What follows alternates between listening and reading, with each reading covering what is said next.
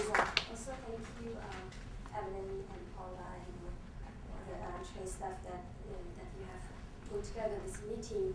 I'm very honored to be one of the speakers. My topic today is about the language policy and identity issue of the medium of instruction used in Tibetan schools inside China.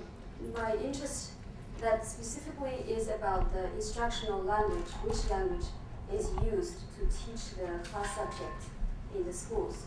When I was, like a person just introduced, when I was teaching there, and then later as a project officer, we have been a group of people that have been really work hard to promote the Tibetan to be used as the medium of instruction in schools.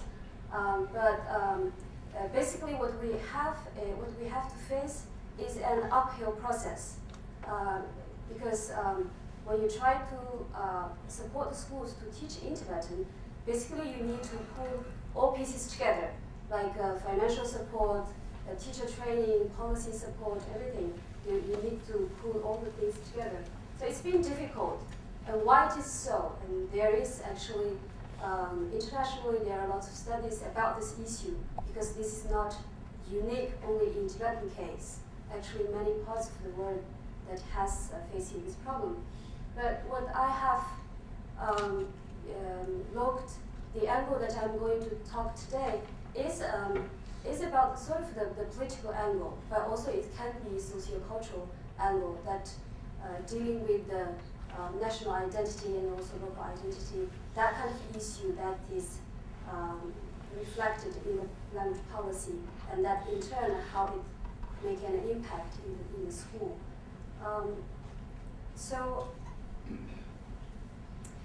In terms of the language, the instructional language, there are actually fewer, especially at if a student move higher to the secondary school or to the universities, there are less chance that you can receive your education in Tibetan.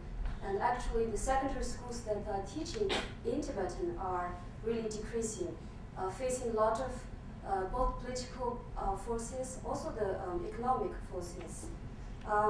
So the effort that the community has tried, the effort that made by the community to try to establish a school system that is used in Tibetan to teach is sort of been difficult, but it's also sort of concurrent. You know, it's happening together with from the government side that try to promote a sort of a homogeneous national identity by spreading Putonghua, the Chinese standard language, throughout state schooling. You know, so this process has been happening together, and this often leads to sort of unnecessary difficulties for the Tibetan students in learning, but also create tensions felt by the locals that looking for sort of a space for your own identity representation and linguistic identity or cultural identity representation. So the choice of the instructional language, like what Dr. Devan has expressed, that it's the language is also represent, the choice of the language also represent sort of the power relations of what kind of access one is entitled to have, and etc. So, but my question here is that why should the notion of a homogeneous national identity replace, in this case, represented by the language and culture of the dominant group of Chinese, represent the or replace the local identity that differs from it. So, in order to look at this kind of dilemma of, in one way that there is a tendency of replacing, and in the other way there is locals try to find a space to represent it. So, in order to look at this dilemma, it's important to look at the forces that shape what is happening there, you know, as well as the local perspectives to it. So for my today's topic, I will first go on with a little bit about the studies that has been done at the international level. Also, I will also talk about the studies that has been done locally by the Tibetans, also by the Chinese scholars. And then I will specifically talk about the language policy change in 90s and the theories, models that are the base of the China's minority policy that shape what is going on in the schools. And finally, I will present a case study to illustrate what is exactly going on in the schools. First of all, I will show you a linguistic map, and that purple color is where we are talking about. Purple color represents the Tibetan speakers where they live. You can see that is a big portion of the land. But numerically, if you compare it to the China's population, numerically it is small.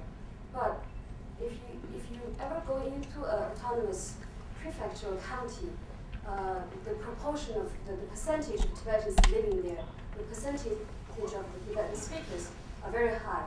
And you have, at some point, you have over 97% of the people are all speaking Tibetan in some of the counties.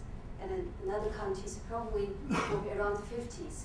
But basically, percentage-wise, if you look inside the prefecture or the counties, it's predominantly Tibetan speakers. But still, we're here today to talk about the minority language issue. So there is a theory about what constitutes a language minority. I mean, it's not really look at the numerical, the numbers of the speakers or the other factors.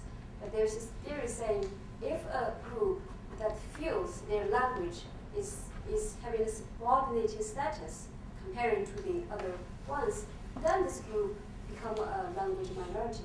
So in our case, even though that you have people living in that big land, I mean, of course, comparing to the numbers with the rest of the population in China, the population is small, but you have people who live as the main group in their own land. We still constitute as a language minority, and I will go on to say more about that later. But first, I will go through a little bit about how and why the medium of instruction, this issue, has been studied in international context. There is an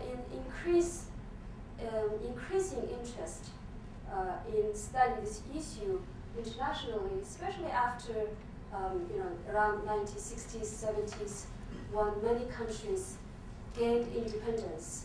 The former colonial countries or regions like Hong Kong, Eastern Asian countries like Singapore, Malaysia, and then also African countries, also India, Eastern Europe, the former satellite nations of the Soviet Union, when they get independence, and they are facing with the issue of making a national policy of then you need to decide what language will be the official language to be the instruction language.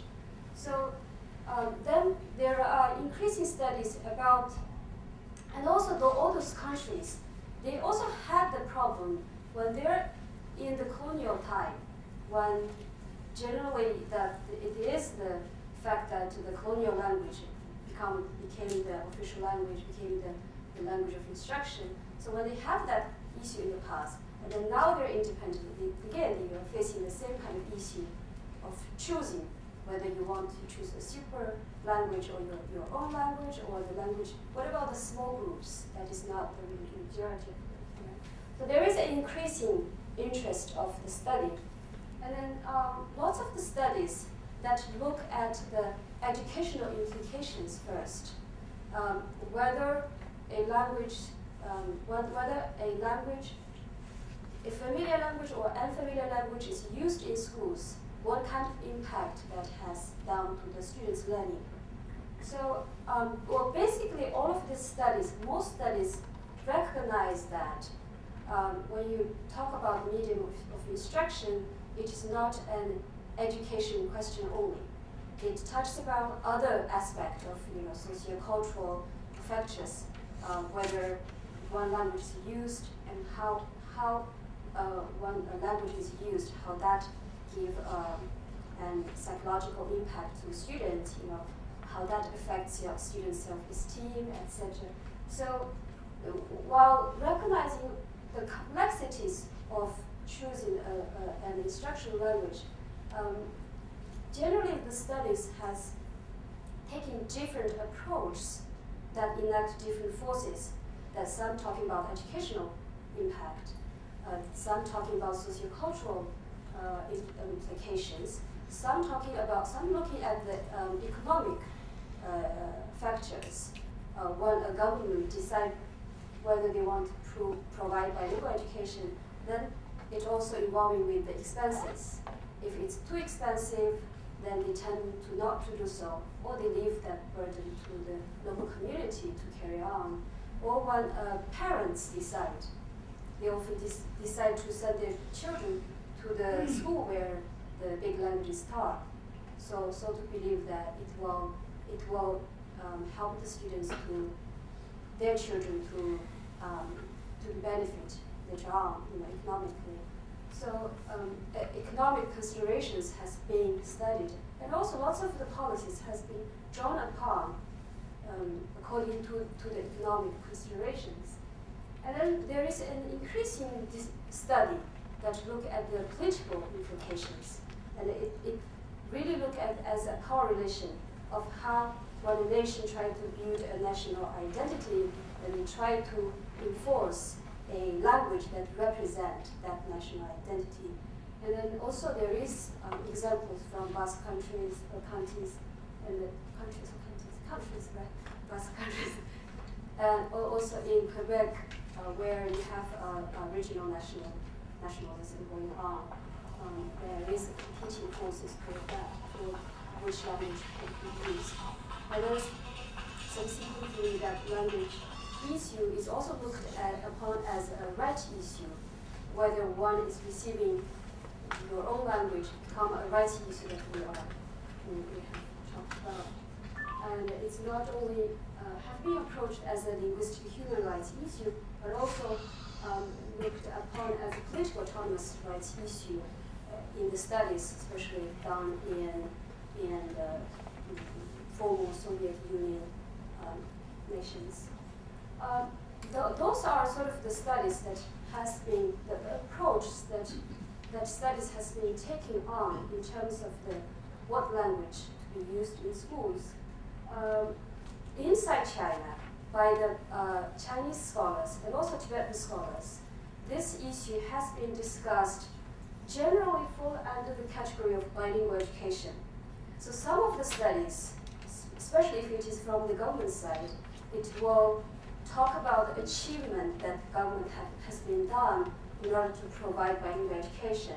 Or some would make arguments based on the educational impacts or identity side, that they talk about what combination of languages should be provided so that learning is more effective.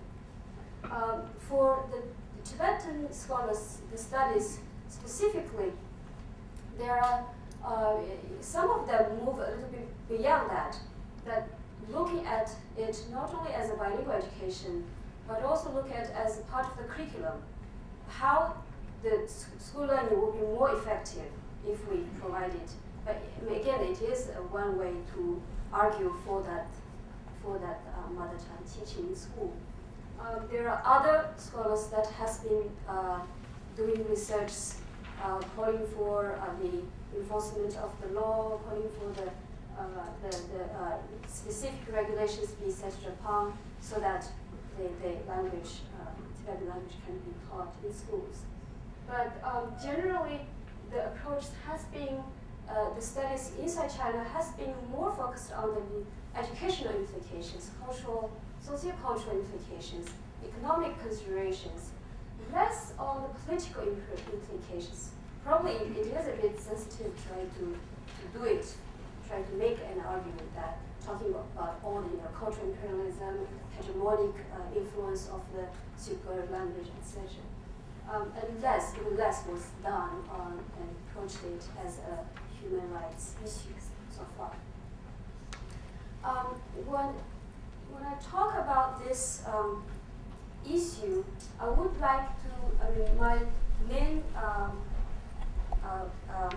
sort of topic, my main sort of, the thing that I want to talk most today is about the policy change.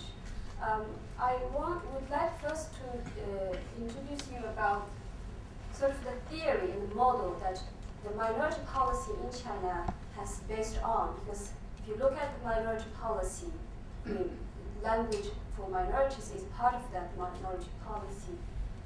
And then we sort of have an idea how the policy has been developed, how the decision has been made. The minority policy in China was sort of developed based on the Soviet model.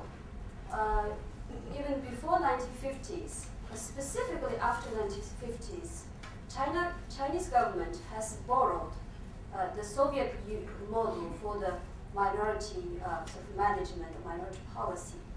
And also the Soviet Union has actively lent their model to China. So there are two basic components that form the minority policy of China based on the Soviet model. First is that it recognized, because it's the communist ideology, it recognized the equal rights among all groups, whether you're big groups or you're a small group.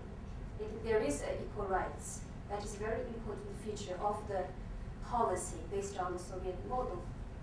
And what different from Soviet model is that Soviet Union actually recognized that all those different groups are still there are separate nations under a super sort of nation state. So it is a multinational sort of state. For China, they have a decision to make whether they will leave self-determination or try to leave it aside and only give autonomous rights. So after there is a detailed discuss of that part of history. But at the end, that for the minority policy, it is based on autonomous rights, autonomous regional rights. So in 50s, when the minority policy was first formulated, so in terms of our topic today about the language issue, first we know that we have equal rights by the Constitution of China. Second, minority language, the Tibetan language, also Tibetan group, was given a status as the regional group, or what we call in China is national minority. So you are still part of the national group, but because you are a small number, so you are a national minority. So those are the model that has been used. But as you understand that from 1950s all the way to by the end of 70s, there is a lot of ups and downs. So the school system and also the whole social system was not very stable.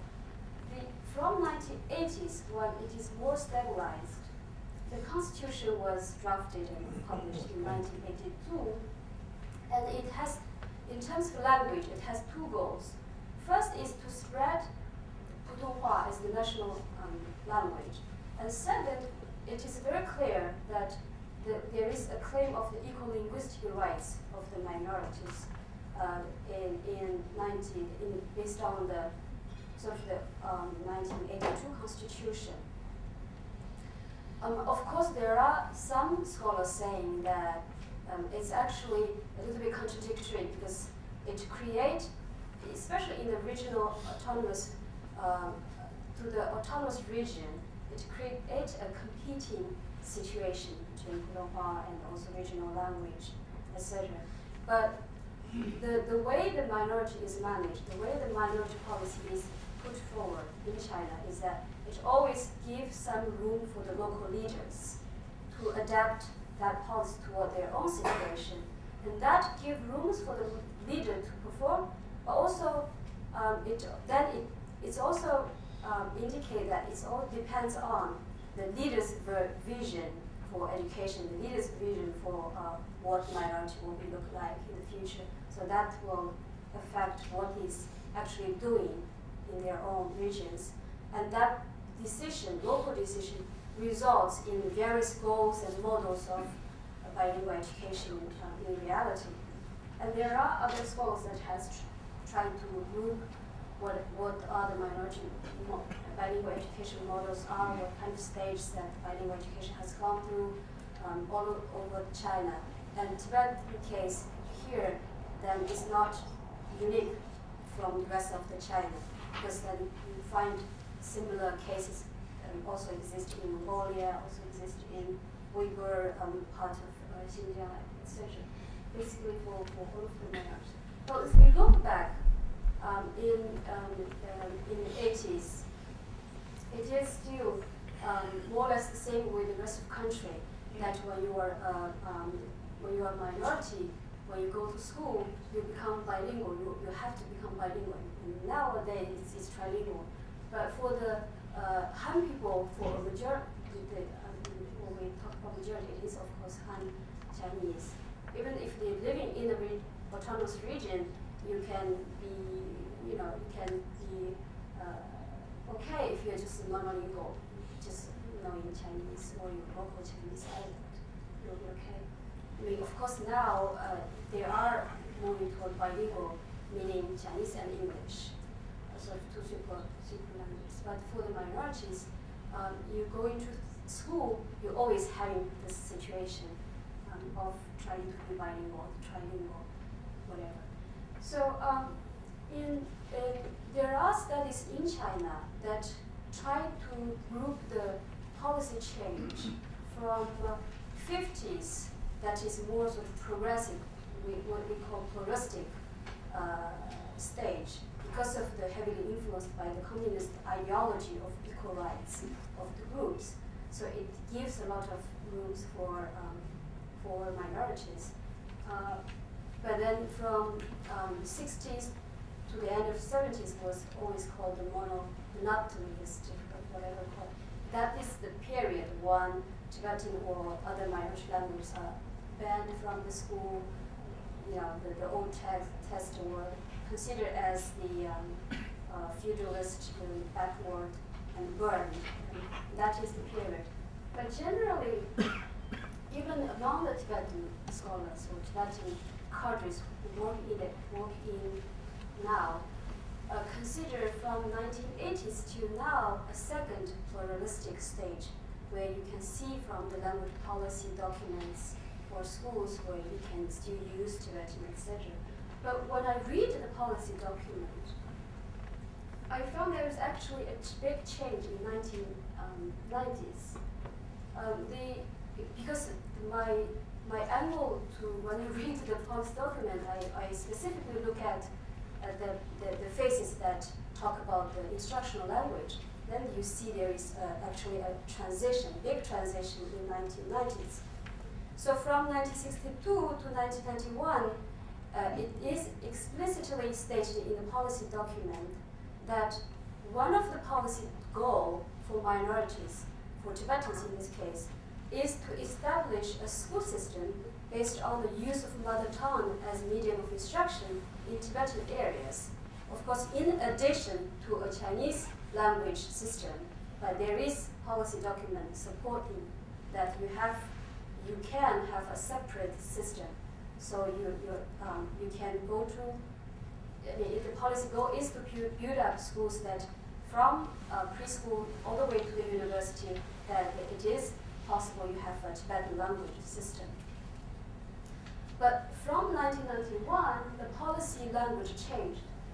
It says to establish a bilingual education school system, minority schools in basic education years may still use the mother tongue as the medium of instruction.